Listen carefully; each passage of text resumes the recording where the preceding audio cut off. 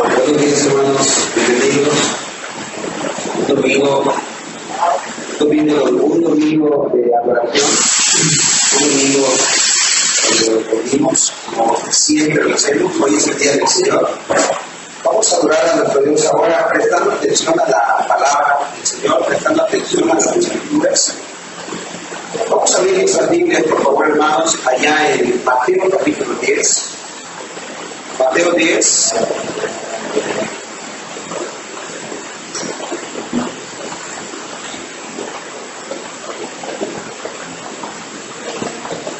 Versículo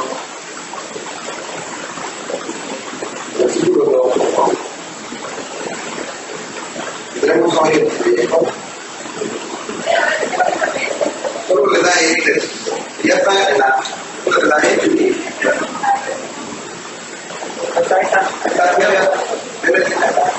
Ahí está. Muy bien. Vamos a leer. Hemos llegado, estamos predicando el Evangelio de Mateo. ¿Por qué estamos hablando de los apóstoles? Porque hemos llegado a esta instancia. Dice así: los nombres de los apóstoles son estos. Primero, Simón, llamado Pedro. Ya hemos hablado de Simón Pedro, ya hemos enseñado sobre el apóstol Pedro. Siguiente apóstol, ¿quién es en la lista? Andrés, su hermano. También ya hemos hablado de Andrés, hemos predicado de Andrés. La semana pasada creo que concluimos en la mañana. ¿Qué apóstol sigue en la lista?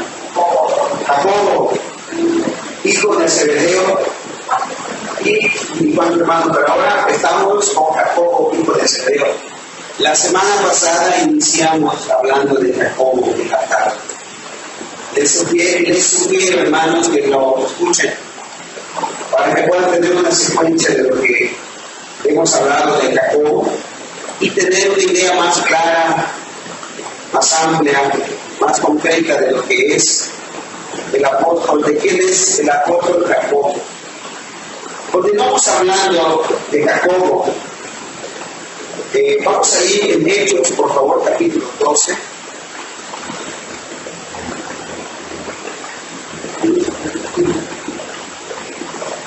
Hechos 12. Vamos a leer el versículo 1 y 2. Es así: en aquel mismo tiempo el rey Herodes echó mano a algunos de la iglesia para maltratarles. Y entre ellos, versículo 2, y mató a espada a Jacobo, hermano de Juan. Es interesante, hay algo interesante que vamos a notar de la muerte de todos los apóstoles registrada en la Biblia. Jacobo no solamente es el primero de los apóstoles que es martirizado, que es muerto o asesinado, sino que también es el único que aparece su muerte en la Biblia. Ninguno de los otros apóstoles se menciona de la muerte de ellos.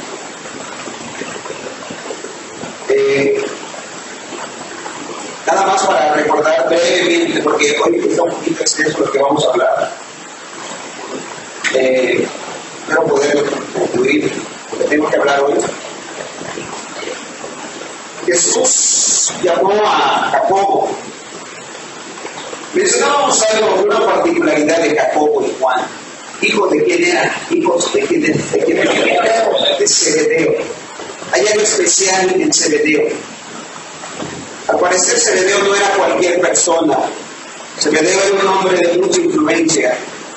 Tenía una jerarquía en la sociedad, una influencia en la sociedad. Y era una persona muy probablemente adinerada. De hecho, en algunos de los versículos se presenta a Jacobo y a Juan únicamente, sin decir Jacobo y Juan, únicamente se les presenta como hijos de Zebedeo. Entonces podemos ver que Jesús llama a discípulos de todas las esferas y clases sociales no solo a gente sencilla y podemos decir pobre, sino también a gente de influencia y de posición social, y los convierte en verdaderos discípulos de Él, como Jacobo. Hay algo muy interesante, hermanos, que quiero que veamos también, que esto sucedió con el apóstol Pablo. El apóstol Pablo no era cualquier personalidad. El apóstol Pablo era un hombre era un hombre intelectual, tenía mucho conocimiento, era un hombre letrado. Se dice que él estudió o aprendió a los pies de Gamaliel. Y hay algo que podemos ver en similitud con Jacobo. Jacobo tuvo que renunciar a todas estas credenciales o a todos estos renombres, como en el caso de hijo de Zebedeo, para ser discípulo de Cristo. Por ejemplo, ahí en Marcos 1:19, por favor, note esto, 19 y 20. Dice así: pasando de allí un poco más adelante, vio a Jacobo, hijo de Zebedeo. De nuevo vemos cómo es como que digan aquí, es como que mencionen un apellido de una familia de abolengo, ¿no? Una familia de renombre, algo parecido así. Y a Juan su hermano, también ellos en la barca que remendaban las redes. Siguiente versículo. Y luego los llamó. ¿Y qué hicieron ellos respondiendo al llamado de Jesús? Dejaron a quien, a su padre Zebedeo, y eso todo lo que significaba. Muy probablemente hasta la herencia, muy probablemente el negocio de la familia, porque vea por favor, dejaron a su padre Zebedeo en la barca, ¿con quiénes? Los jornaleros, los empleados. Entonces esto es suponer que Zebedeo era un empresario y ese negocio era familiar, ellos eran pesqueros. Ellos tuvieron que renunciar a la familia, a su padre, al renombre posiblemente, y también al negocio para seguir a Cristo. Vimos que Zebedeo tenía mucha influencia. ¿Se acuerdan que a Juan le permitían entrar a la casa, al patio de la casa del sumo sacerdote? No se pierdan, por favor, la enseñanza, la predicación de la semana pasada. Ahí explicamos en detalle este asunto.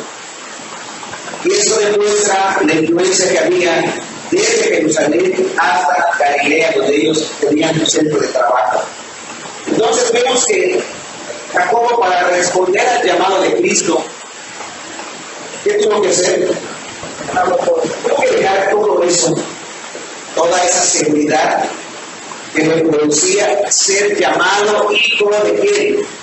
De Zebedeo, hijo de papi. Jacobo podríamos decir que era como un junior. Tenía él todo lo que a muchos les gustaría tener. Tengo más citas para demostrar eso, pero creo que es suficiente para detallar esto.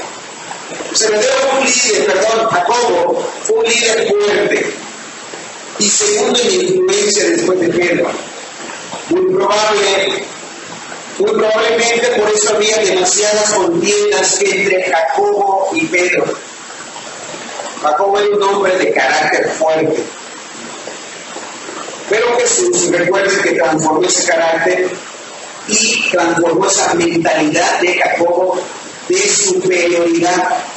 El problema con Jacobo es que él tenía una mentalidad de superioridad, y hoy lo vamos a ver, porque Jacobo, no lo vamos a ver, lo vamos a ver hoy en la tarde, no ahora.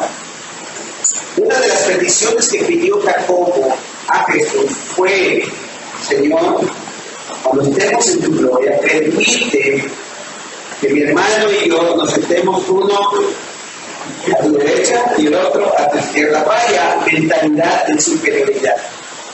Él no estaba pensando en las cosas de este mundo, él estaba pensando en las cosas así, verdaderamente a lo grande, ¿no? Ve la mentalidad de Jacob. Entonces, esa lucha había en ese grupo de los discípulos. Jacobo tenía esa mentalidad de superioridad y eso chocaba con otro apóstol de carácter fuerte, el apóstol Pedro. Vimos también que Jacobo fue un hombre con excesiva pasión y por momentos su voluntad era dominada por esta pasión, este celo. Y por esa razón posible, el sobrenombre que Jesús le puso a él y a su hermano, ¿cómo los apellidó? El sobrenombre que les puso a ellos, Boanerges, que significa hijos del trueno. Es decir, algo muy escandaloso, algo muy llamativo, conflictivo. Este celo se mezclaba en su ambición personal, pero de nuevo observamos que Jesús los transforma su carácter. Vimos también una demostración de las diferentes personalidades y caracteres entre los apóstoles. Mientras que Andrés traía calladamente a personas a Jesús, ¿cuál era la pasión de Andrés? Uno a uno y sin llamar tanto la atención. Jacobo, vemos algo opuesto en Jacobo.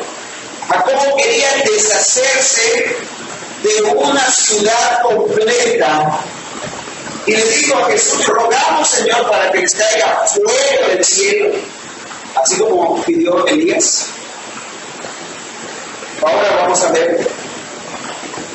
Y podemos ver ahí el celo y la pasión excesiva. ¿Y cuál fue la respuesta de Jesús? Ustedes no saben de qué espíritu están hablando, ni saben de qué espíritu soy, porque yo no he venido a acabar con ellos, sino yo he venido al contrario, a salvarlos.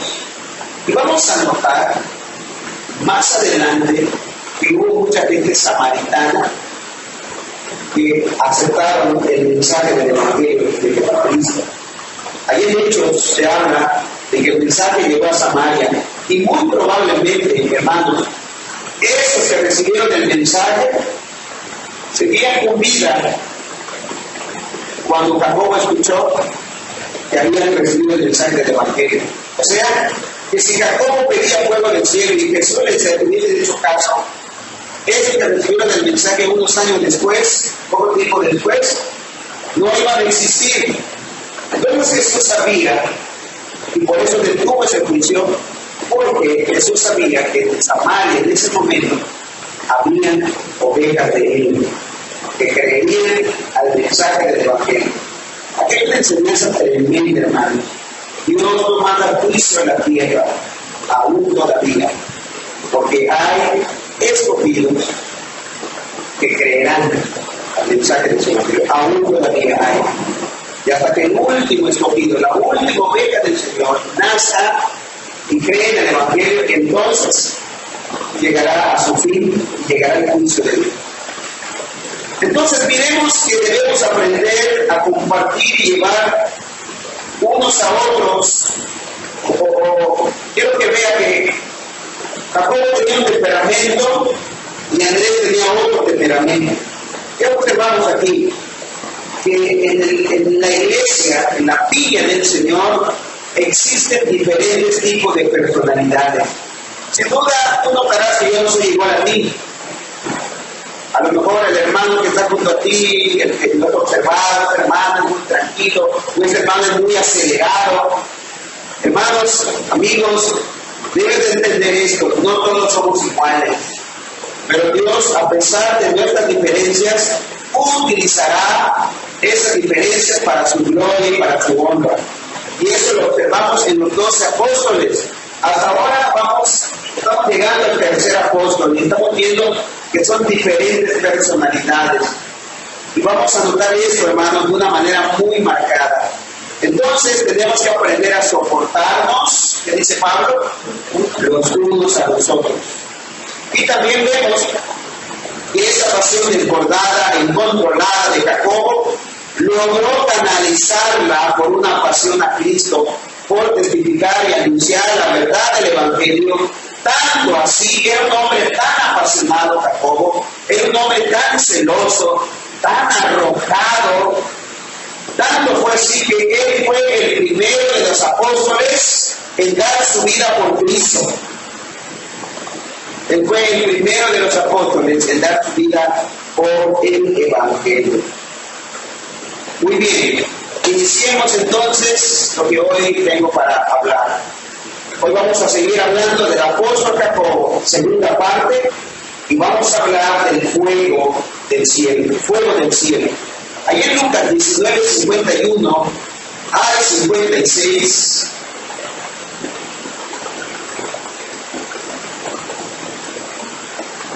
vamos a leer, por favor. Vamos a encontrar Lucas 59, 51.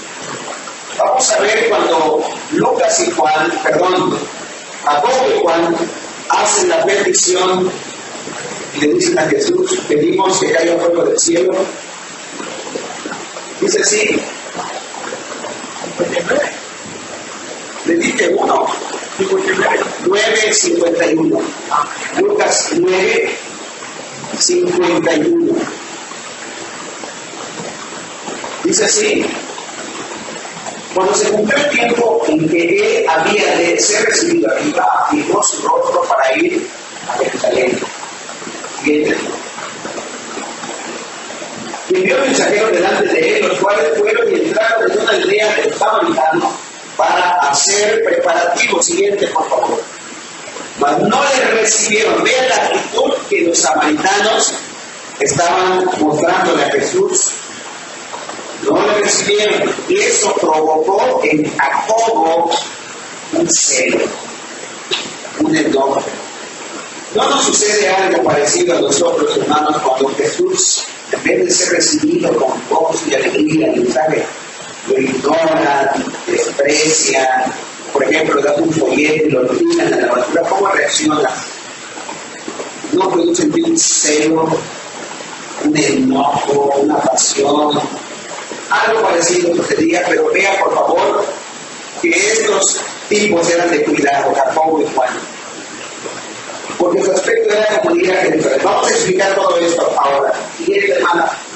Y viendo ellos sus discípulos, Jacobo y Juan, específicamente ellos, todos lo vieron, pero Jacobo y Juan tuvieron una reacción muy particular a los demás apóstoles, a pesar de Pedro no tenía temperamento como ellos. Dijeron, Señor, ellos como que tenían un carácter más vengativo. Señor, ¿quieres que mandemos que descienda fuego del cielo por el 15 días que los consuma? Siguiente, por favor.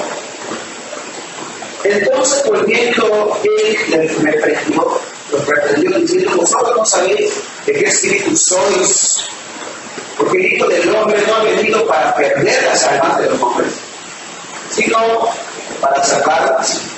Y se fueron a otra aldea. Ahí vamos a parafrasear, vamos a hacer una exposición de esto que acabamos de leer, que nos vamos a ir al Antiguo Testamento y vamos a ver a qué se refería cuando dijeron de ellos como Elías.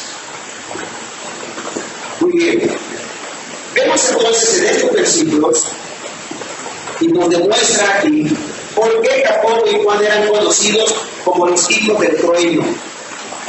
Jesús estaba preparando para pasar por Samaria y se dirigía a Jerusalén. Se dirigía para la Pascua final, que él sabía que culminaría con su muerte, sepultura y resurrección. Es un hecho significativo que Jesús decidiera pasar por Samaria, aun cuando la ruta más corta de Galilea a Jerusalén era a través de Samaria, y la mayoría de los judíos que hacían el viaje entre ambos puntos deliberadamente tomaban un camino que los obligaba a viajar muchos kilómetros extra a través del desierto árido de Perea y cruzar 2 veces el río Jordán solo para evitar pasar por Samaria. A ver si se está entendiendo esta geografía, esta ilustración. Supongamos que Samaria es aquí donde tengo el culto. Se encuentra aquí Jerusalén y de esa parte está Galilea. Para poder de Galilea llegar a Jerusalén, forzosamente el camino más corto era Samaria. Pero los judíos no veían con buenos ojos a los samaritanos. Y ahora vamos a explicarlo. Israel tiene una frontera natural que es el río Jordán. Está a la orilla, a las orillas, que cubre toda la parte de Jerusalén hasta llegar al mar de Galilea o el lago de Galilea. Entonces, para poder llegar hasta Jerusalén, tenían que salir, atravesar el río Jordán, dar toda esta vuelta, volver a entrar para llegar a Jerusalén. Pero Jesús dijo, vamos a ir, pero voy a pasar, ¿dónde? Por Samaria. Ahora bien, escuchen, ya para que ustedes tengan una idea de lo que está pasando aquí, cómo está la geografía y por qué los discípulos se sorprendían o por qué era necesario pasar por Samaria algunas veces, pero por lo regular los judíos que eran muy celosos, que de por sí esto era de ellos, no pasaban por Samaria, porque a ellos lo tenían peores que a una ciudad pagana, porque los samaritanos eran una mezcla de paganismo con judaísmo, y eso era peor que ser pagano mismo. Los samaritanos eran una raza mixta que descendían de los israelitas del reino del norte. O sea, el reino del norte se dividía, el reino de Israel, de todo el reino de Israel, se dividía en el reino del norte y el reino del sur. El reino del sur es el reino de Jerusalén, es el reino que siempre permaneció fiel, es el reino que permaneció firme, es el reino que nunca tuvo mezcla con otros pueblos. Pero el reino del norte, que es el reino, la parte de Galilea, fue llevado cautivo. Y ellos, cuando regresaron, habitaron y poblaron esa zona. Ahora, cuando Israel fue conquistado por los asirios, los más influyentes destacados de las tribus fueron llevados en cautividad y la tierra fue repoblada por paganos y extranjeros leales al rey. Veamos por favor el segundo libro del Reyes 17. Y quiero que esté concentrado en esto porque todo lo que estamos hablando es muy importante. ¿Por qué reaccionaron los samaritanos cuando ellos se dieron cuenta cómo era el rostro de Jesús? Como dicen, estaba él enfocado para ir a Jerusalén. ¿Y por qué los samaritanos al notar esto reaccionaron así? No lo recibieron. Ahora vamos a explicar. Segundo libro de Reyes 17-24.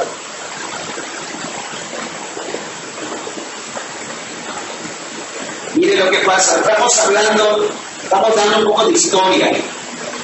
Y trajo el rey de Asiria gente de Babilonia, de Juda, de Aba, de Hamad y de Sepharvaim, y los puso en las ciudades de Samaria, en lugar de los hijos de Israel, y poseyeron a Samaria y habitaron en sus ciudades. Siguiente. Ya comenzó el principio, cuando comenzaron a habitar allí, de aquí empieza a surgir todo este asunto. Que no teniendo ellos a Jehová, envió Jehová contra ellos leones que los mataban. Siguiente, por favor. Y dijeron pues al rey de Asiria: las gentes que tú trataste y pusiste en las ciudades de Samaria no conocen la ley de Dios de aquella tierra, y él ha dejado leones en medio de ellos. Y he aquí que los leones los matan porque no conocen la ley de Dios de la tierra. Siguiente, por favor. Y el rey de Asiria mandó diciendo: llevad aquí a algunos de los sacerdotes que trajisteis de allá, y vaya y habite aquí, y les enseñe la ley de Dios del país. Siguiente. Y vino uno de los sacerdotes que había llevado cautivo de Samaria y habitó en Betel y les enseñó cómo habían de temer a Jehová. Pero cada nación se hizo sus dioses. ¿Qué está sucediendo aquí? Empieza a haber una mezcla de la ley de Jehová con su paganismo, la creencia de ellos. Y lo pusieron en los templos de los lugares altos que habían hecho de los de Samaria, cada nación en su ciudad donde habitaba. Los de Babilonia hicieron a su Nob, los de Juda hicieron a Nergal, y los de Hamat hicieron a Asim. ¿Estaba funcionando esto? No estaba funcionando. Se estaban mezclando las creencias, las religiones, había una mezcolanza ahí de diferentes creencias y adoraciones. Los sacerdotes habían sido enviados, los sacerdotes del templo de Jehová, pero no estaba funcionando, sino que había una mezcolanza. Dice, los sabeos hicieron a Nibás y a Tartak, y los de Separbaim a quemaban sus hijos en el fuego, quemaban sus hijos en el fuego para adorar a Remelech y a Nemelech, dioses de Separbaim. Temían a Jehová, escuche esto por favor, vea este pensamiento. Temían a Jehová, e hicieron del bajo pueblo sacerdotes de los lugares altos que sacrificaban para ellos en los templos de los lugares altos. ¿Cómo es que había esta idea? Siguiente, por favor. 34. Temían a Jehová y honraban a sus dioses según la costumbre de las naciones de donde habían sido trasladados. Vean la idea que había. Es como que digas hoy, soy cristiano, pero no oro.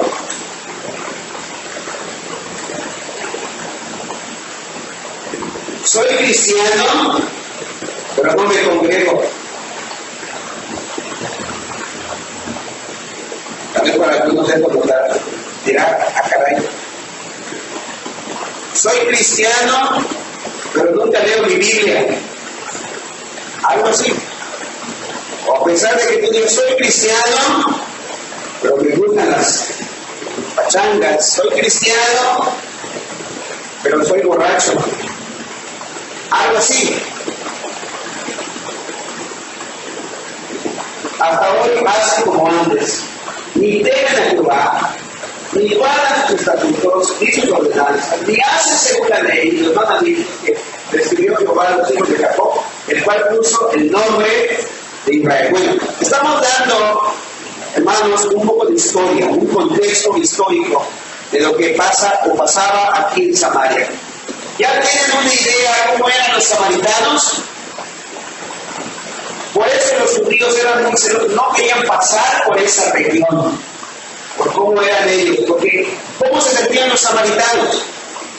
Nosotros tememos a Jehová, pero ¿cómo temían a Jehová ellos? A su manera. ¿Cuántos son cristianos de tu manera? ¿Cuántos son creyentes de tu manera? Algo parecido a los samaritanos. Los israelitas pobres que quedaron, se mezclaron casándose con aquellos paganos. Entonces, estos paganos que se quedaron ahí, hubieron israelitas pobres que cuando llegaron ellos, ahí estaban, y se mezclaron con ellos, se casaron, tuvieron hijos, y la mezcolanza siguió creciendo. Desde el principio, los paganos incluso no prosperaron porque no tenían al Señor. ¿Se acuerdan qué pasó con los leones? Así que el rey de Asiria mandó de vuelta a uno de los sacerdotes que había llevado cautivo para que enseñara a la gente el temor del Señor, lo que acabamos de leer ahí en el versículo 28. El resultado, ¿qué sucedió? Fue una religión que mezclaba elementos que son verdad y otros elementos que son paganismo. En otras palabras, seguían diciendo que adoraban a Jehová como Dios y aparentemente aceptaban las escrituras y la ley de Dios, pero fundaron su propio sacerdocio y construyeron sus propios templos e idearon un sistema sacrificial de su propia imaginación, su propia hechura. En resumen, hicieron una nueva religión basada en gran parte en tradiciones paganas. Esto eran los samaritanos. La religión de los samaritanos es un ejemplo clásico de lo que ocurre cuando la autoridad de la Escritura es sometida a la tradición humana. Se enseña la palabra, se enseñan las Escrituras, pero alguien dice, no me parece esto, no estoy de acuerdo con esto, aunque quiero ser yo creyente. ¿Y qué es lo que haces tú? Que tú sometes. Tú no te sometes a las Escrituras, sino que tú tratas de acomodar las Escrituras a tu manera, a tu percepción, a tu manera de entender y comprender. Ahora, hermanos, el lugar original del templo de los samaritanos estaba en el monte Gerizim. No se desconecten de lo que pidió Jacobo y Juan, por favor.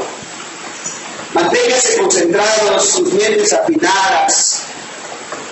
Entonces, el templo de los samaritanos estaba en el monte Gerizim. Aquel templo se construyó durante el tiempo de Alejandro Magno.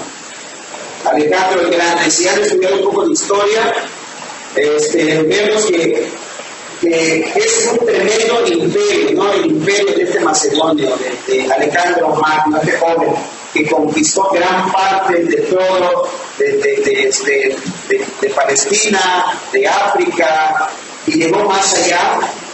Y pues ahí se levantó en el tiempo de este templo, pero había sido destruido unos 125 años antes del nacimiento de Cristo.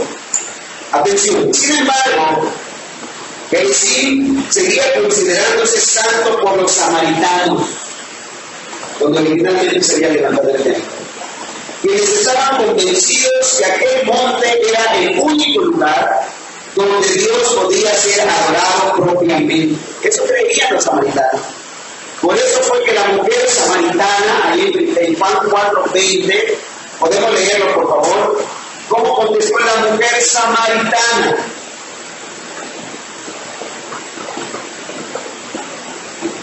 Es así, nuestros padres adoraron ese monte. Nosotros dicen, ustedes los judíos dicen, que Jerusalén es el lugar donde se debe adorar. Pero nosotros creemos que el lugar donde se debe adorar es aquí, decía la mujer samaritana. Obviamente, ese fue uno de los puntos importantes bajo disputa entre judíos y samaritanos. Los judíos decían, aquí se debe de adorar a Dios.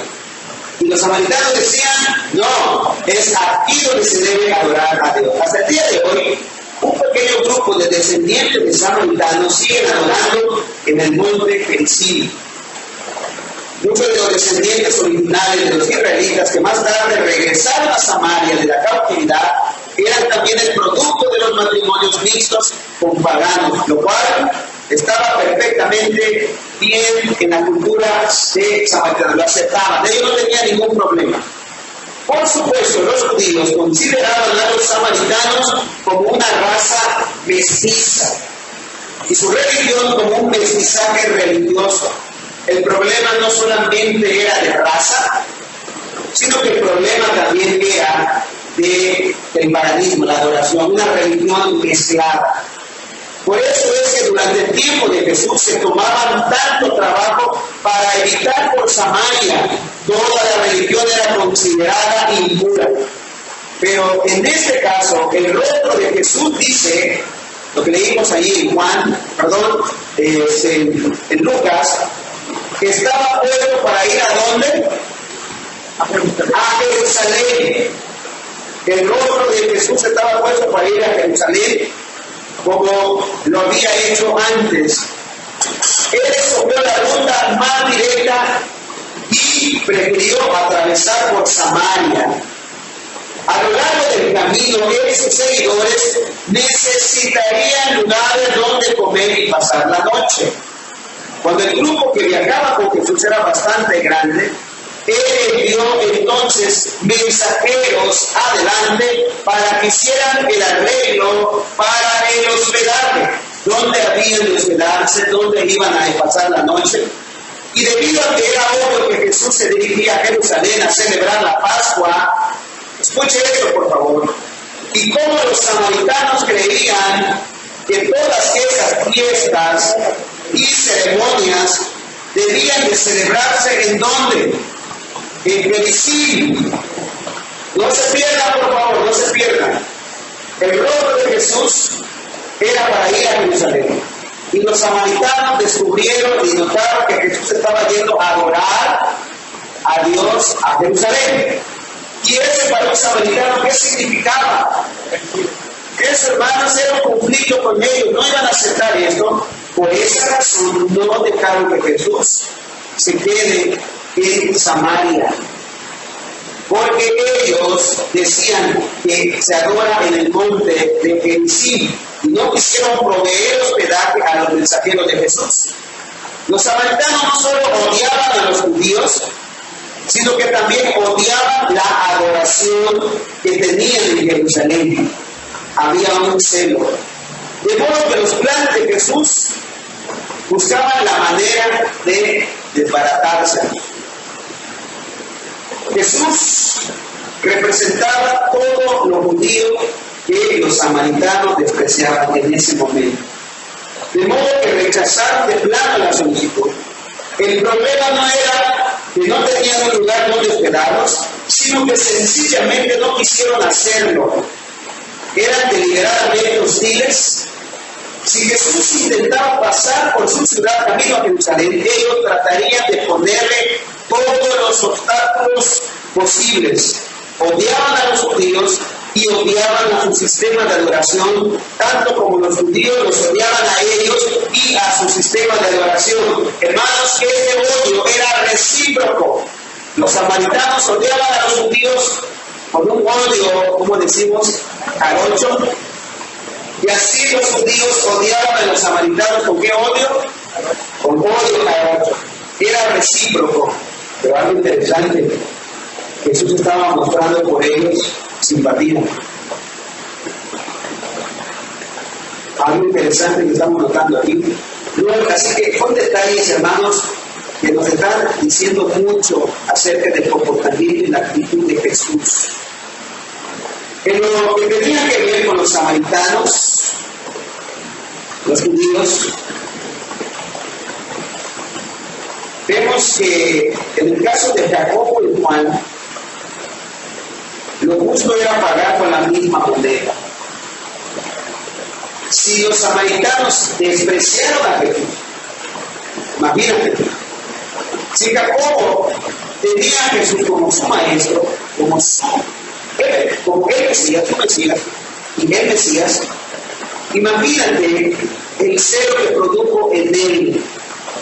Un pagano menospreciando y despreciando a nuestro maestro. No voy a permitir esto. Y para él lo justo era pagarle con la misma moneda.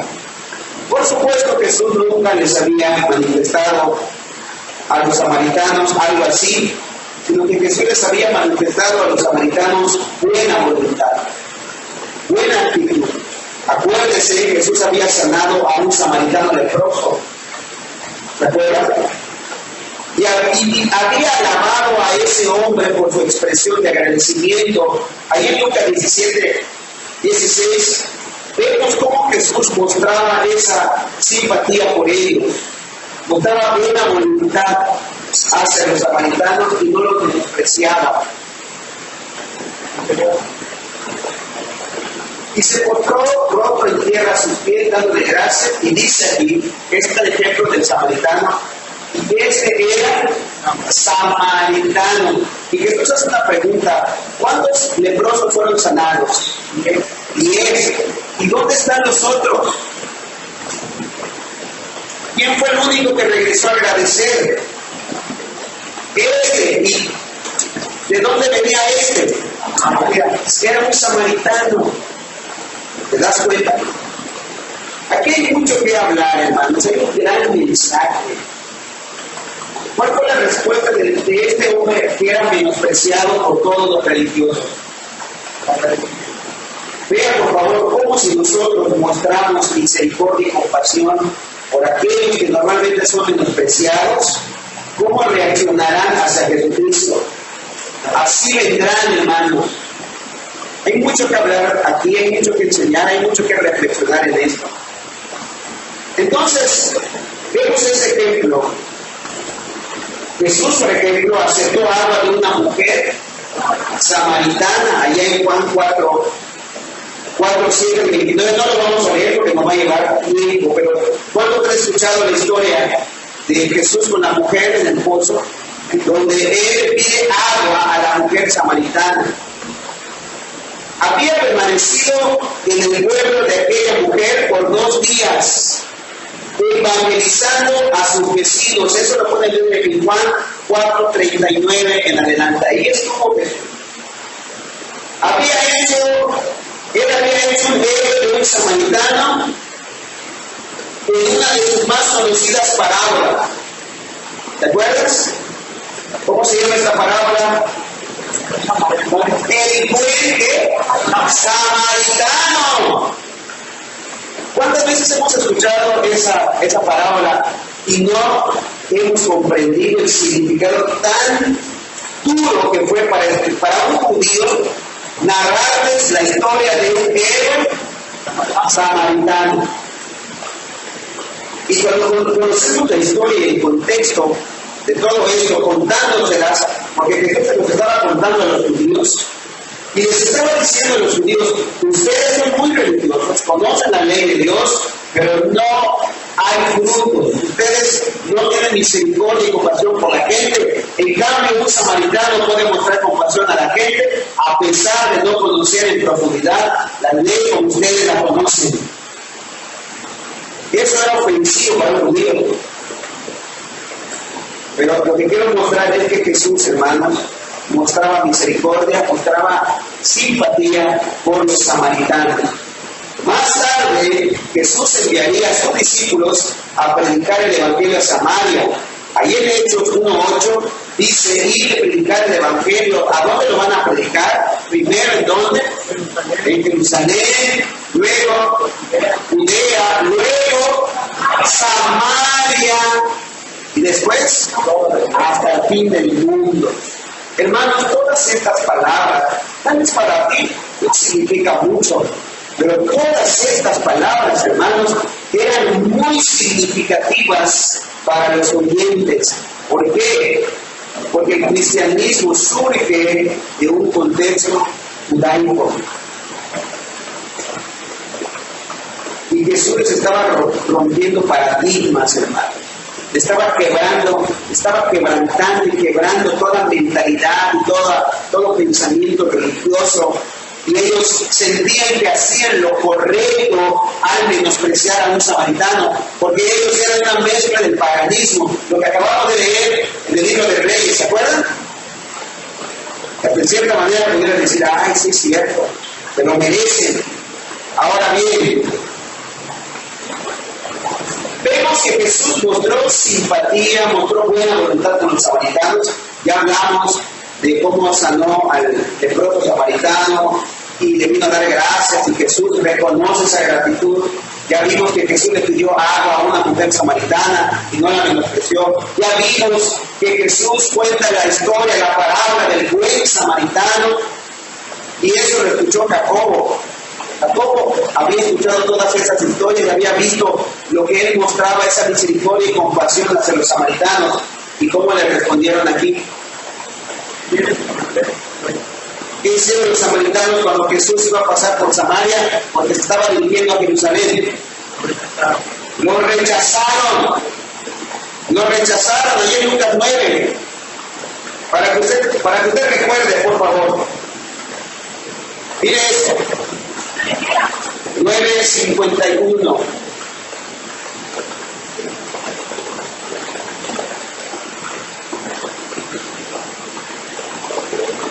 A ver, siguiente, manda, por favor. Y envió mensajeros delante de él, los cuales fueron y entraron en una aldea de los samaritanos para hacer el preparativo siguiente. Mas, ¿qué sucede aquí? Dice: no le recibieron. Hermanos, ellos se portaron hostiles, rechazaron a Jesús. Vemos hostilidad, vemos en esa actitud una hostilidad deliberada.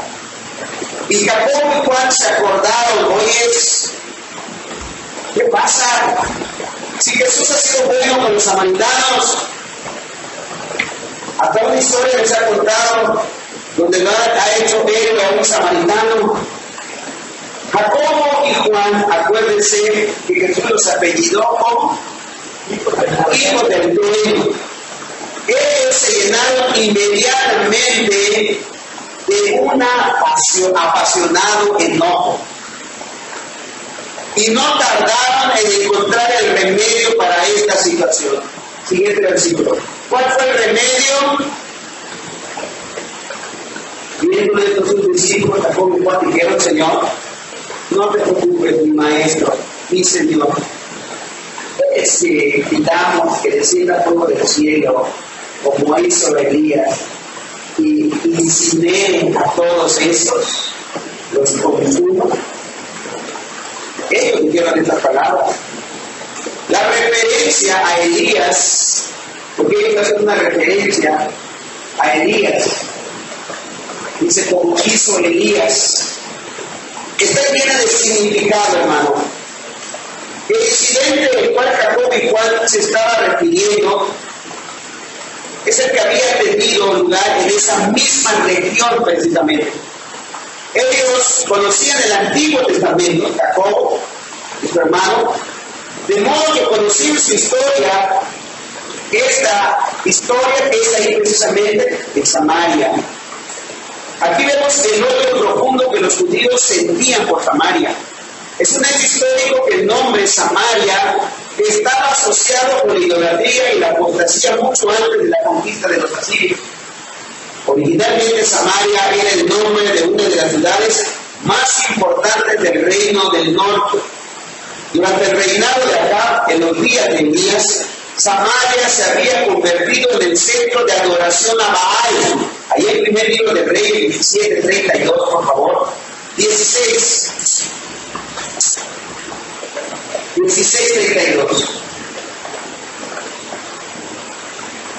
E hizo altar a Baal en el templo de Baal, que él edificó en donde? En Samaria. Aquí también acá había construido su famoso palacio de marfil. Solo quieren apuntar, por favor, la cita, primer libro de Reyes 22:39. Lo pueden comparar con Amós 3:12-15, donde hace esa referencia al templo que ahí levantó el rey Acab.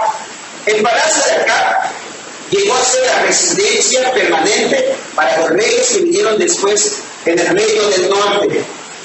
De hecho, ese fue el palacio donde el rey Ocosías cayó por una ventana enrejada y hiriéndose seriamente. Ahí en el segundo libro de Reyes 1:2 vemos un suceso interesante.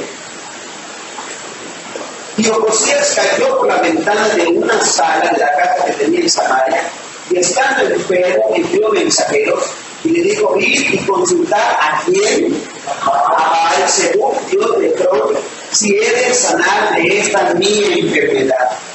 Ocosías era el hijo y sucesor de Acab, donde su centro era ahí, Samaria. Su madre era nada más y nada menos que la famosísima Jezabel. Aún vivía durante su reinado y seguía ejerciendo su malévola influencia a través del trono de su hijo. Cuando ocurrió el accidente de Ocosías, su herida aparentemente fue grave y él quiso saber lo que le deparaba el destino. Así que despachó mensajeros diciéndoles ir y consultar a Baal-Zebub, Dios de Cron, si he de sanar de esta mi enfermedad. Hermanos, la palabra nos enseña, ahí en Deuteronomio 18:10-12, solo lo estoy mencionando de paso, consultar a adivinos estaba estrictamente prohibido por la ley de Moisés. Todo eso estaba prohibido. Esos que practican la magia, esos que practican adivinación, esos que practican la lectura de cartas, esos que te leen el café. ¿Qué más? Ayúdenme, por favor. Esos que nos pasan el huevo. ¿Qué más? caracoles. Ay, miren, hermanos, todo eso,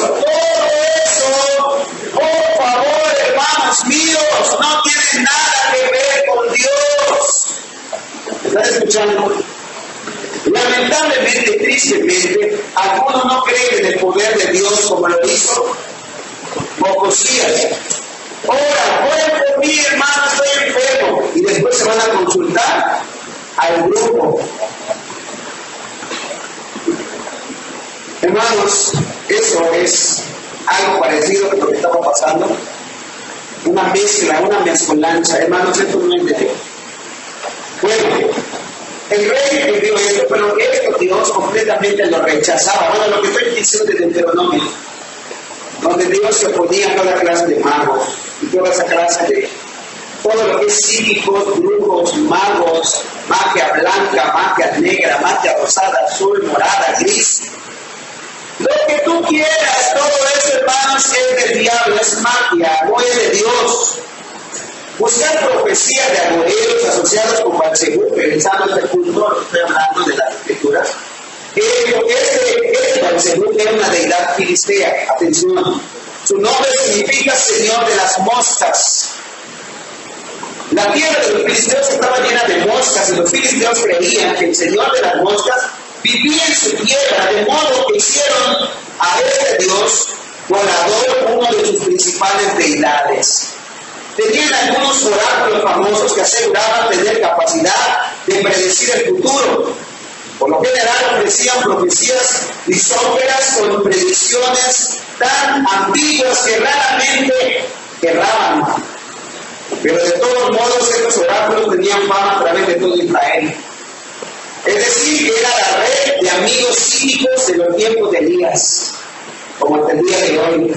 Te hacen una profecía, son tan ambiguas, ¿no? Veo que tú estás sufriendo, caray, todo ocurre. Veo que tu matrimonio últimamente ha llorado, caray, está hablando de mí. Lo más probable es que esto acierte a la vida de cada quien, de muchas personas. Pero Belcebú era de la deidad más horrible que se haya inventado. Como hoy, por ejemplo, hay un fenómeno similar en la idolatría a la muerte. Es increíble, hermanos. ¿Cómo pueden adorar a un dios? ¿Cómo se llamaba el dios de ellos? El de Belcebú. ¿Qué significaba? El señor de las moscas. Y dices, ¡qué horror! Hoy en día me pregunto, ¿cómo es posible que adoren a la muerte? Hermanos, hay familias que en la sala de su casa o en su habitación tienen una habitación especial para ese Dios falso. Le llaman Santa Muerte, pero no tiene de santa nada, hermanos. Les ofrecen ofrendas. Es más, entras y te piden, por favor, por respeto, saluda a mi flaquita, a mi no sé qué, a mi no sé cuándo. Así les llaman. Es algo, hermanos. Yo me quedo sorprendido. ¿Cómo es posible que puedan rendir culto y adoración a tal Dios falso? Bueno, pues algo parecido sucedía con los filisteos. Esta deidad filistea, Belcebú, supuestamente gobernaba las moscas, esos horribles insectos que se alimentan de pudrición e inmundicia y propagaban, como hasta el día de hoy, enfermedades y larvas de gusanos. ¿Cómo es posible que veneren y adoren a una deidad así? La lógica, la coherencia, el sentido común, ¿qué nos dice, hermanos? Que en vez de adorar a ese tipo de deidades, deberían de rechazarlos. Era una imagen perfecta para esa clase de Dios falso. Era inmunda. ¿Quién pudiera pensar en adorar a una deidad cuyo reino en todo lo malo, o pensar en todo lo inmundo? Ese Dios era tan repugnante para los judíos que alteraron levemente su nombre y le cambiaron, en vez de decir ahora Belcebú, le pusieron Belcebú, que quiere decir el Dios del estiércol. Este ser detestable resume todo lo impuro e impío, cualquier cosa que se oponga al verdadero Dios. Por eso es en el tiempo de Jesús el nombre Beelzebú se usaba como una referencia a Satanás. Lo más impuro, lo más sucio, Beelzebú, ese es Satanás. ¿Sabes a quién le llegaron a llamar Beelzebú? A Jesús. Hermanos, es una blasfemia. A Jesús le llegaron a llamar el Señor del estiércol, de las moscas. Qué humillante, qué aberración. Porque los judíos simplemente no aceptaban que Él echase fuera demonios con el poder de Dios. Tú echas fuera demonios por Beelzebú, le decían. Así que, hermanos, este de Beelzebú era el Dios de Ocosías,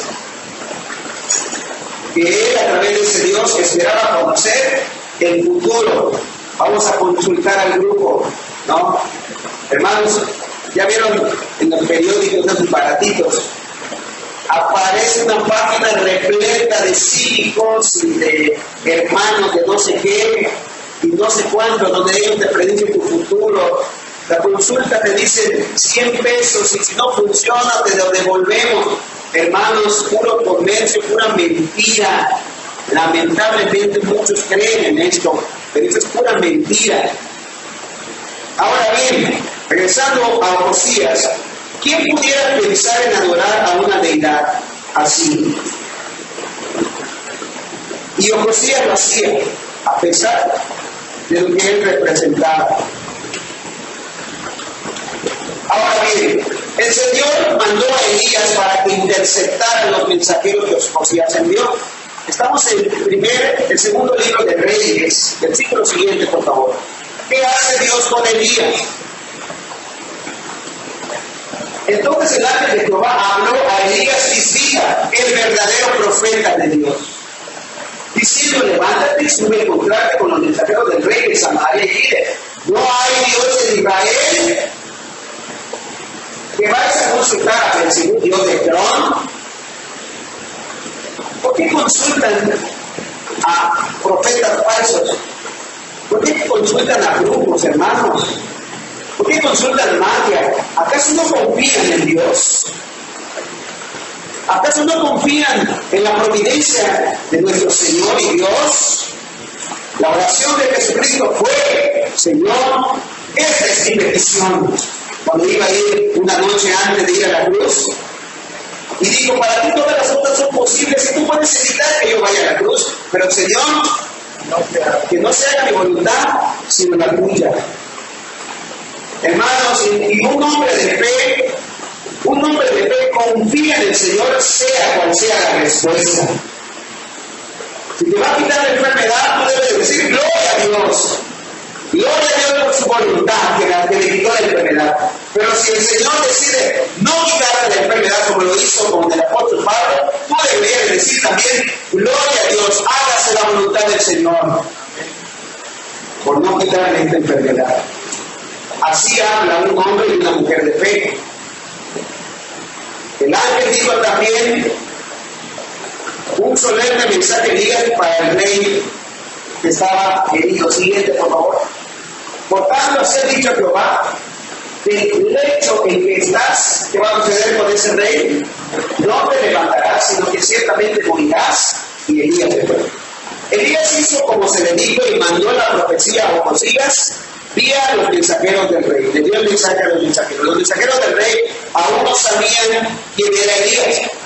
Cuando le entregaron el mensaje, simplemente le entregaron la profecía que les había sido encargada por un varón que había encontrado. En el versículo 6, por favor, hermana. 6. Ellos le respondieron: encontramos a un varón que nos dijo: ir por medio del rey, y los envió y decirle: así ha dicho Jehová, no hay Dios en Israel que tú envías a conquistar al segundo Dios de Hebrón. Por tanto, del hecho en que estás te levantarás, de cierto morirás. Le está dando el mensaje. Siguiente, el 7. Entonces él les dijo: ¿cómo era aquel varón que encontrasteis? dio tales palabras? Ellos no sabían que era el profeta Elías. Y ellos le respondieron: un varón que tenía vestido de pelo y ceñía sus lomos como un cinturón de cuero. Entonces inmediatamente, ¿qué dijo Ocosías? Es Elías Tisbita. Por años Elías había sido el justo castigo de Acab y Jezabel, por lo que era conocido por Ocosías. ¿Qué fue Acab y Jezabel? Los papás de este padre, de Ocosías, que estaban siguiendo los pasos de sus padres. Naturalmente Ocosías odiaba muy probablemente a Elías y había decidido la muerte a Elías. Por eso envió capitán de 50. Vea por favor versículo 9. No se pierdan, hermanos, porque aquí vamos. ¿Qué tiene que ver esto con Jacob? Aquí viene entonces el enlace. Luego envió a él un capitán de 50 con sus 50, el cual subió a donde él estaba. Y ve aquí que él estaba sentado en la cumbre del monte, y el capitán le dijo: varón de Dios, el rey ha dicho que desciendas. El hecho de que Ocosías mandara a tantos soldados prueba que sus intenciones no eran pacíficas. Probablemente sus órdenes era que lo arrestaran y lo llevaran a su presencia para ver su defección y regocijarse con ella. A Elías no le importaba o preocupaba el tamaño del ejército que había venido por él. Él no se estaba escondiendo, él no estaba huyendo, sencillamente estaba plácidamente sentado en la cumbre del cerro, donde sin duda podrían encontrarlo. El capitán dijo: varón de Dios, el rey ha dicho que descienda, es una orden. La respuesta de Elías fue directa. Versículo 10, por favor. Elías respondió y dijo, el capitán de 50, y dijo al capitán de 50: si soy varón de Dios, descienda fuego del cielo y consúmate con tus 50. Descendió fuego del cielo y lo consumió a él y a sus 50. Esta escena tenía en mente a Jacob. En el mismo lugar, en Samaria. Por eso cuando llegaron allá, se acordaron: Señor, ¿quieres que pidamos como pidió Elías aquí mismo? Así como consumió a los 50. Pero no acaba aquí esta historia. La expresión, hermanos, que vemos aquí del hebreo sugiere que la compañía ejército aquí fue consumida, reducida a cenizas así, en un instante. Esto aparentemente ocurrió en la presencia de testigos que no eran parte del ejército, pero había gente por ahí pasando y observando lo que estaba sucediendo, porque llevaban la noticia al rey. Pero este rey era un hombre bastante testarudo y necio.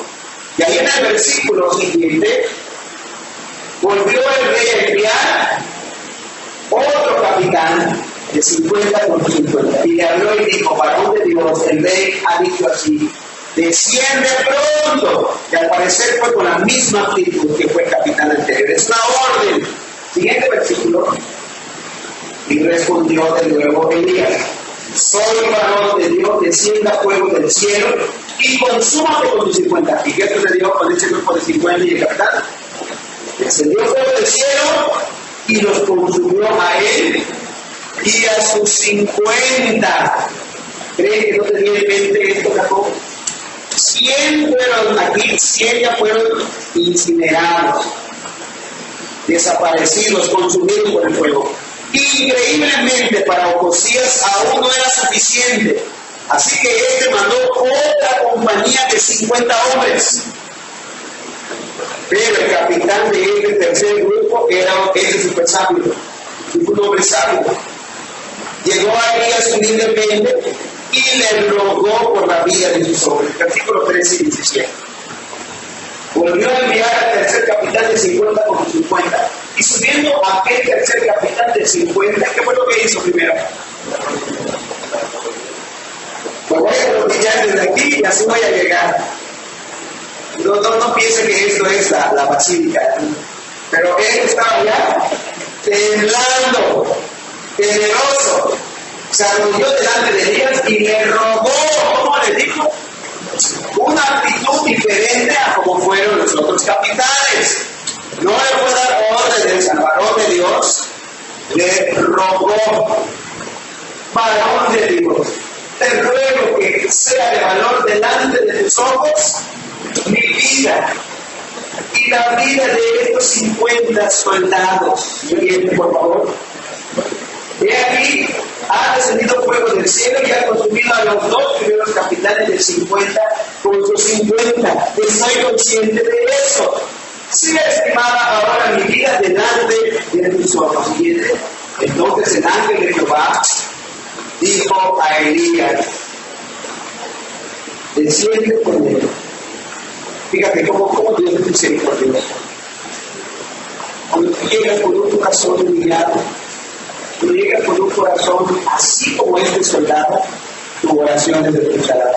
Pero aquel que llega con arrogancia, y yo decreto, y yo ordeno, y yo establezco, y mi palabra tiene poder, y no aceptamos un no por respuesta, ¿sabes qué le va a pasar a ellos?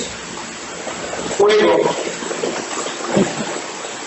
Hermanos, fuego nos va a consumir. A ver, no ahora en este tiempo, pero sí un día, en el juicio eterno de Dios. Y dice el ángel: desciende con él, no tengas miedo de él. Y se levantó y descendió con el ángel. Y le dijo: así dijo Jehová, por cuanto enviaste mensajeros a consultar a Beelzebub, Dios de Dios, no hay Dios en Israel para consultar mi palabra. Le repitió la palabra que ella sabía: no te levantarás por tanto del hecho de que estás en el desierto, morirás. Y murió conforme a la palabra de Jehová que había hablado Elías. Reinó en su lugar Joram el segundo año de Joram, hijo de Josafat, el rey de Judá, porque Josías no tenía hijos. ¿Qué pasó con él? Murió. ¿Querías escuchar lo que dijo Pilatos? Ahí te va. Le dijo exactamente lo mismo. Y el juicio de Dios estaba sobre él. Murió. Hermanos, todo esto había tenido lugar en la misma región por la que Jesús se proponía pasar para ir a Jerusalén. Los discípulos conocían muy bien la historia del tremendo triunfo de Elías aquí. Era uno de los episodios clásicos del Antiguo Testamento que recordarían con solo viajar por esos lugares. Y ellos aplaudían, porque este juicio fue para samaritanos. ¡Hurra, hurra! ¿No? Ellos se sentían así, porque eso fue de los judíos. Y ellos, Jacobo tenía esa en mente y quería esa destrucción para los samaritanos. De manera que cuando Jacobo y Juan sugirieron que descendiera fuego del cielo como una respuesta apropiada a la falta de hospitalidad y de respeto de los samaritanos a Jesús, probablemente pensaron que tenían un buen precedente para hacerlo. Después de todo, Elías no había sido condenado por sus acciones. Dios permitió, el ángel de Dios le permitió que hiciera eso. Al contrario, en ese tiempo y bajo tales circunstancias, hermanos, en el tiempo de Elías, esta fue una respuesta apropiada para aquel hombre perverso. Pero en el caso de Jacobo y Juan no era la respuesta de Juan. En primer lugar, sus motivos de Jacobo eran malos. Se percibe un tono de arrogancia y supervisión. Señor, ¿quieres que mandemos que descienda fuego del cielo, así como Elías pidió? Por favor, hermano, ahí en Lucas 59, 51. A ver, creo que es 55, 59. Era 54, ¿no? Llega las palabras: Señor, ¿quieres que mandemos que descienda fuego del cielo como Elías y los consuma? Ahora, atención aquí, vamos rápido. Ellos no tenían el poder de hacer que cayera fuego del cielo. Y si profundizamos un poco y analizamos esta pregunta o esta petición que ellos están haciendo, esto que le están sugiriendo a Jesús, hermanos, tal vez no precisamente están pidiendo para que ellos lo hicieran, sino que ellos están sugiriendo que Cristo, que es el único que tiene el poder para hacerlo, que Él lo hiciera. Es decir, Si esa hubiera sido la respuesta apropiada, Él lo hubiera hecho por sí mismo, Jesucristo. El único que tenía el poder para hacerlo era Jesús, que ellos estaban sugiriendo a Jesús que haga descender fuego del cielo. Juan y Jacobo estaban sugiriendo esta atrevida petición que Jesús les diera a ellos tal vez imposibilidad de poder de descender fuego del cielo. Cristo mismo había sido desafiado muchas veces por sus adversarios para que produjera tales milagros cósmicos y él siempre se había rehusado. ¿Se acuerdan? Por ejemplo, ahí en Mateo 12:39. Vamos, rápidamente, 12:39. Él respondió y le dijo: la generación mala y adúltera me manda señal, pero señal no se le dará sino la señal del profeta que Jonás. ¿Cuántas veces pidieron ese tipo de señales? Pero él no estaba dispuesto. Él hacía las señales que obraban de acuerdo a la voluntad del Padre, de su Padre. Hermanos, Jacobo y Juan en efecto estaban pidiéndole a Jesucristo, inclusive si él no lo hacía, capacítanos a nosotros para hacer lo que él pudiera hacer, o sea, el poder para que ellos pudieran hacer que descendiera fuego del cielo. Bien aquí esto, hermano. Analice esto. Jesús responde y dice Jesús: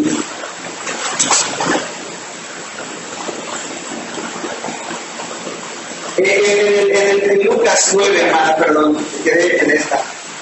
Lucas 9, 55, 56. Entonces volviéndose él, los reprendió, diciendo: vosotros no sabéis qué espíritu sois. Siguiente. Porque el Hijo del Hombre no ha venido para perder las almas de los hombres, para matar, sino para salvarlas. ¿Y qué hicieron? Se fueron a otra aldea. Después de todo, hermanos, ese tiempo con Jesús, ¿cómo no podían reconocer el espíritu de todo lo que les había enseñado Jesús? El Hijo del Hombre vino a buscar y a salvar, dijo Jesús, lo que se había perdido. Él había venido a salvar, no a destruir. Por lo tanto, Jesús le responde a los hermanos Boanerges con una rotunda reprensión. Les llamó la atención Jesús, los regañó. Jesús vino en una misión de rescate, no de juicio. Ahora bien, en la segunda venida vendrá en la misión de juicio. Pero ahora Jesús está en una misión de rescate que aún estamos en ese tiempo. Aunque tenía todo el derecho de exigir adoración absoluta, Jesús no lo hizo.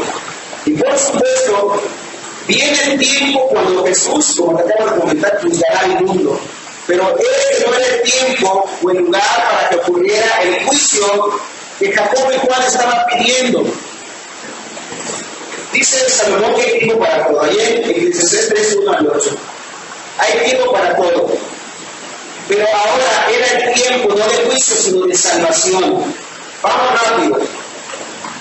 Jacobo y Juan habían olvidado que ese día era día de salvación. Sin embargo, hay un toque de nobleza en su indignación. Ya estoy en la recta final. Quizás uno puede decir: ay, qué malos, qué perversos son, Jacobo. Hermanos, pero hay un toque de nobleza en su indignación contra los samaritanos. Podemos ver algo positivo ahí. Su celo por defender el honor de Jesús es sin duda una gran virtud. ¿Cuántos de los que están aquí han manifestado ese celo por Jesús? ¿O cuántos de los que están aquí han sido apáticos? Vemos cómo se refieren a Jesús o se mofan del Evangelio y allá, eso para no ocasionar, pastor, para que no haya concluido. Tenemos que ser hermanos claros. No estoy de acuerdo con tus visitas. Deberían entender lo que acabo de decir. Me explico, hermano, no sé si me están entendiendo lo que quiero decir.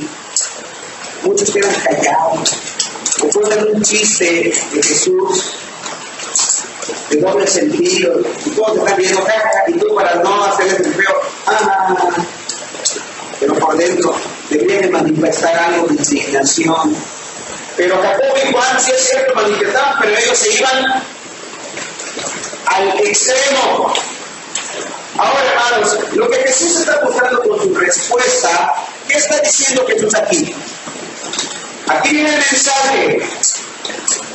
Es mucho mejor enojarse con justa ira que sentarse pasivamente y soportando los insultos contra Cristo. Por eso, en alguna medida, es admirable la indignación de Jacobo al ver a Jesús deliberadamente despreciado, aun cuando su reacción estaba manchada con arrogancia en el caso de Jacobo. Y el remedio que proponía al problema estaba completamente fuera de lugar. O sea, exageró Jacobo. Por eso, hermanos, podemos indignarnos, pero no lleguemos a pasar el límite. Es decir, desear la muerte, ¿no?, de aquella persona. Notemos que Jesús era, o más bien notemos que Jesús en ningún momento condenó lo que Elías había hecho. Ni tampoco estaba abogando por una forma totalmente pacifista de enfrentar todos los conflictos. Algunos tienen a Jesús como un pacifista. Hermanos, Jesús no fue ningún pacifista. ¿En qué sentido lo estoy diciendo? Que él fue una persona indiferente. Jesús confrontó lo que debía confrontarse. ¿Cómo entró Jesús al templo? Cuando estaban vendiendo dentro del templo. ¿Cuál fue la actitud de Jesús? ¿Qué hizo Jesús? No agarró cuerdas y con eso se hizo un látigo y sacó a los cambistas y volcó las mesas y Jesús mostró una indignación. Y muchos tienen a Jesús como alguien pasivo, que es tranquilo. No, Jesús le dijo a los fariseos hipócritas de su cara. No, en una ocasión Jesús le dijo, hablando de Herodes, se le dijo a él como una zorra. Si han leído su Biblia, por favor, recuérdenlo. Se lo dejo de tarea, búsquenlo. Así se refirió a Herodes. Tenemos que conocer a Jesús en sus 360 grados, hermanos, por favor. No solamente quieran conocerlo por su lado, como dicen y tienen muchos, ¿no? Solo la parte amable, la parte buena. En general Jesús es bueno. Eso significa que si Jesús es bueno, entonces Él odia lo malo, desprecia lo malo. Continúo, voy rápidamente. Lo que Elías hizo, lo hizo. ¿Para qué lo hizo Elías? Porque él quería y decidió hacerlo por orden de quién. ¿No lo acabamos de leer? Por el ángel de Jehová, le dio la instrucción. Entonces lo que hizo Elías lo hizo para la gloria de Dios y con la aprobación expresa de Dios. Aquel fuego del cielo fue una manifestación pública de la ira de Dios, no de la ira de Elías. Y lo que Jacobo estaba sintiendo era ira de quién? De él, ira humana. Y fue un juicio duro en el caso de Elías, pero fue un juicio merecido contra un rey y un gobierno definitivamente perverso que se había instalado en el trono de Israel durante generaciones. Tan extrema maldad provocó medida extrema de juicio. Por supuesto que esta destrucción instantánea sería apropiada cada vez que alguien pega. Si así fuera, como Dios escogiera tratar con nosotros, hermanos, ¿cómo estaríamos? ¿Te acuerdas de Ananías y Zafira? El juicio de Dios, el justo juicio de Dios. Pero afortunadamente no es así. Hay muchos versículos que demuestran, apúntenlo, Salmo 45, 9, donde dice que el Señor, hermanos, es lento para la ira, pero es grande en misericordia. Éxodo 34:6, Ezequiel 33:11. El ejemplo de Jesús enseñó a Jacobo que la bondad amorosa, eso va para ti. ¿Cómo debemos de reaccionar cuando alguien desprecia a Jesús? ¿Cómo lo mostró Jesús? A veces nos da ganas de decir cosas, de hablarles, etcétera, etcétera. No sé, te da ganas de ahorcarlo, te da ganas, como hicieron ellos, pedir fuego que caiga del cielo. Pero en la respuesta de Jesús, aquí Jesús enseñó a Jacobo que la bondad amorosa y la misericordia son virtudes que hay que cultivar tanto y aún más que la indignación justa y el celo apasionado. En el versículo 56 nos dice que se fueron a otra ciudad, allá en Lucas 19. Se fueron a otra aldea. Sencillamente buscaron y encontraron hospedaje en otra parte. Fue un poco inconveniente quizás, pero mucho mejor y más apropiado en aquellas circunstancias que el remedio propuso por Jacobo, el remedio que había propuesto Jacobo y Juan para la falta o por la falta de hospitalidad de los samaritanos. Hermanos, unos pocos años después de esto, cuando la iglesia primitiva empezó a crecer, el mensaje del Evangelio se extendió más allá de Judea. Felipe el diácono descendió a la ciudad de Samaria y les predicó a Cristo allá en Hechos 8:5. Y ocurrió algo maravilloso. ¿Qué sucedió con los samaritanos? Recibieron el Evangelio. Entonces Felipe, descendiendo a la ciudad de Samaria, a la ciudad donde habían pedido ellos que la destruyera Dios, les predicaba a Cristo. Siguiente, por favor, rápido vamos. Y la gente unánime escuchaba atentamente las cosas que decía Felipe, oyendo y viendo las señales que hacía. Porque de muchos que tenían espíritus inmundos salían estos dando grandes voces, y muchos paralíticos pocos eran sanados. Así que había gran gozo en aquella ciudad. ¿En cuál ciudad? Samaria. ¿Qué hubiese pasado si Jesús respondía a la petición de Jacobo y Juan? Ahí había gente que iba a creer. Indudablemente muchos de los que fueron salvos bajo la predicación de Felipe eran algunos de las mismas personas a quienes Jesús perdonó cuando Jacobo quiso incinerarlos. Podemos estar seguros de que el propio Jacobo se habrá regocijado grandemente en la salvación de todos aquellos que una vez habrían deshonrado tan claramente a Jesús. Esto lo escuchó Jacobo. Estaba vivo Jacobo cuando escuchó esto, muy probablemente. ¿Y cómo creen que habría reaccionado Jacobo? Caray, unos años atrás le pedía a Jesús que destruyera esa ciudad. Y él se habrá gozado, regocijado porque llegó la salvación a ese pueblo. Terminamos con esto, hermano. Unas palabras para reflexionar. ¿Qué vas a hacer con lo que escuchaste hoy? Aquí radica el mensaje. Podemos hablar y hablar y hablar, pero aquí el mensaje de esta mañana. ¿Qué vas a hacer con lo que escuchaste hoy? Hermanos, piense esto. Yo quiero que reflexione esto. ¿Dios condena el pecado? ¿Sí o no? Voy a hacer una pregunta, voy a anunciar una frase que puede resultar un poco, para algunos, a lo mejor controversial.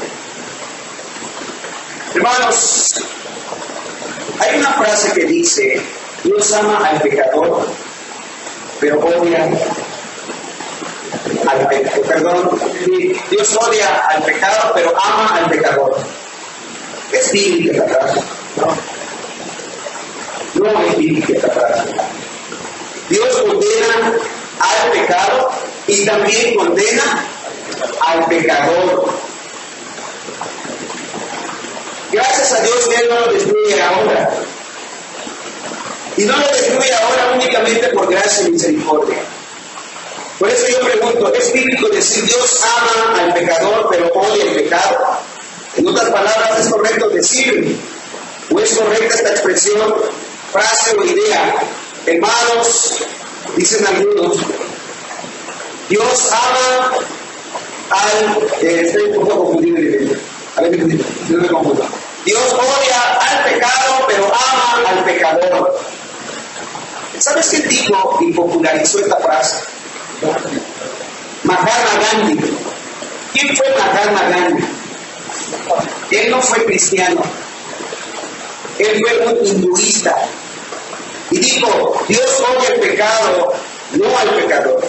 Tiempo después dicha frase fue tomada por muchos cristianos y en sus púlpitos y en prédicas la mencionan así: Dios aborrece el pecado pero ama al pecador. Voy a tratar de explicar en qué consiste esto, hermano. Mahatma Gandhi nunca conoció a Cristo, por tanto nunca conoció a Dios. A Dios solo podemos llegar a conocer por medio de Cristo. Entonces, ¿cómo podemos creer esa frase por más que suene bien o bonita? Solo voy a mostrarte 3 versículos. Vean que dice Salmo 5:4. Rápidamente, hermana, por favor. Hermano, por favor, téngame paciencia. Téngame paciencia. Vamos, rápido. Salmo 5:4-5. Dice así. Ahí está bien. Por favor, atención. No es invención mía. Es palabra de Dios. Porque tú no eres un Dios que se complace en la maldad.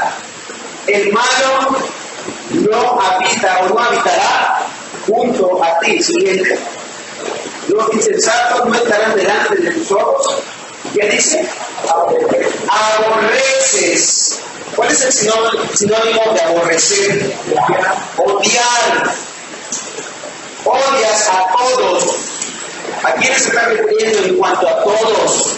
A los que hacen iniquidad, a los pecadores. Hermanos, Dios va a enviar a gente al infierno. Cuando decimos que Dios odia el pecado pero ama al pecador, es una idea un poco abstracta. ¿Por qué? Porque Dios va a enviar gente al infierno, no al pecado, al infierno. ¿Sí me explico, hermanos? Porque aborrece a todos los que hacen iniquidad. Salmo 7:11, hermana, rápido vamos. Vamos rápido, dice así: Dios es justo y está airado contra el impío. ¿Cuándo? Todos los días. Por eso vemos, hermanos, esa actitud de Elías. ¿Qué fue lo que hizo Dios con estos arrogantes que fueron a buscar? Juicio. Y dice Santiago 5:11, por favor. Santiago 5:11.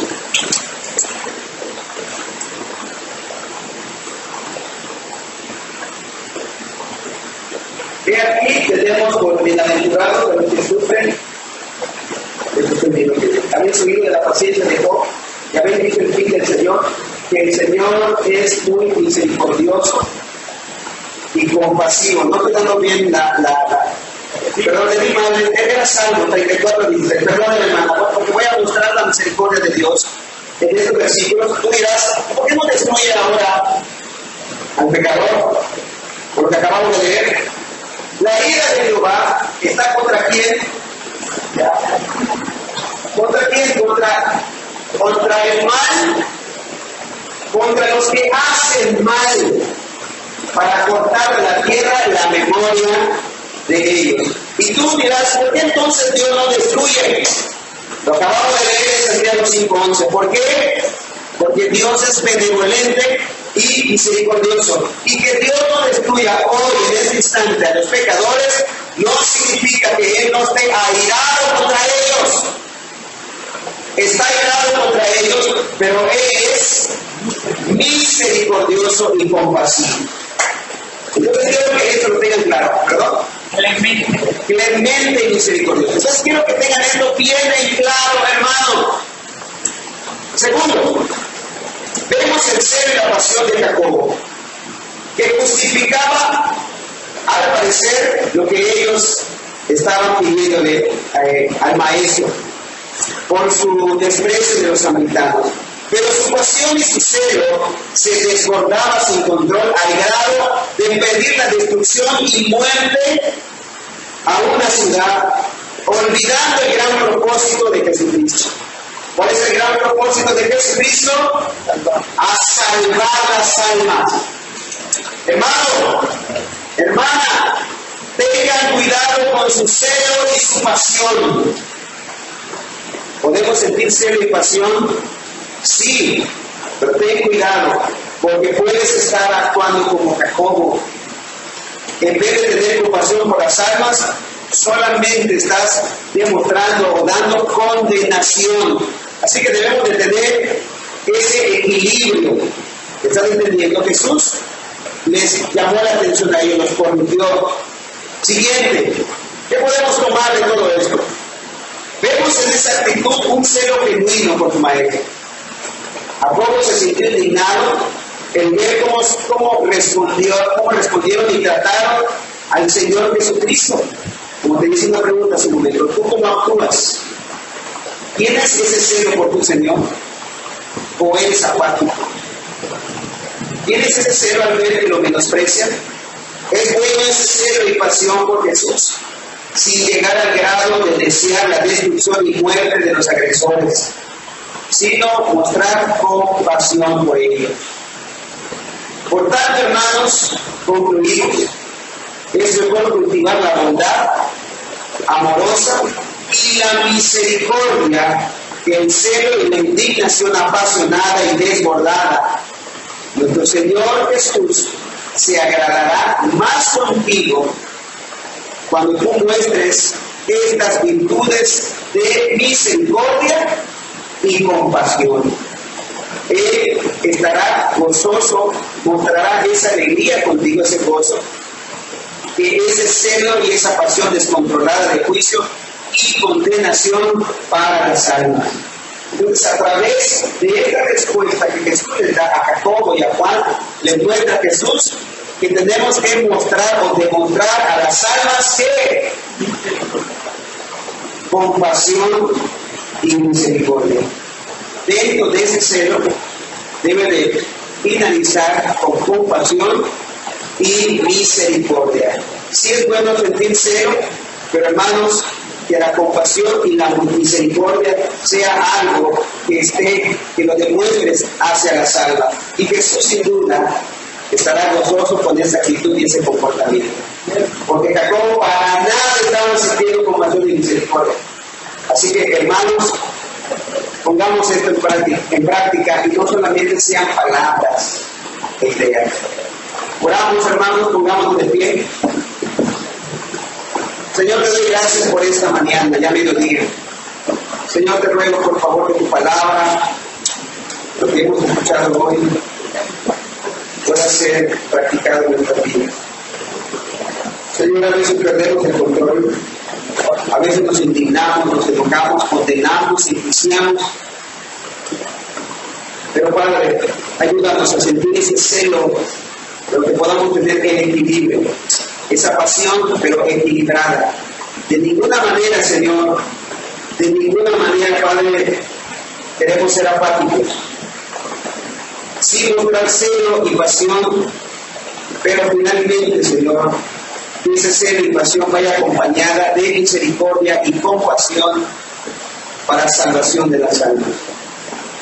Por favor, bendito Dios, te ruego que la sabiduría de tu palabra, que el Espíritu Santo nos guíe a practicar estas verdades. En el nombre de Jesús. Amén. Amén. Dios les bendiga, hermanos. Nos pedimos de los hermanos que siguen en Facebook.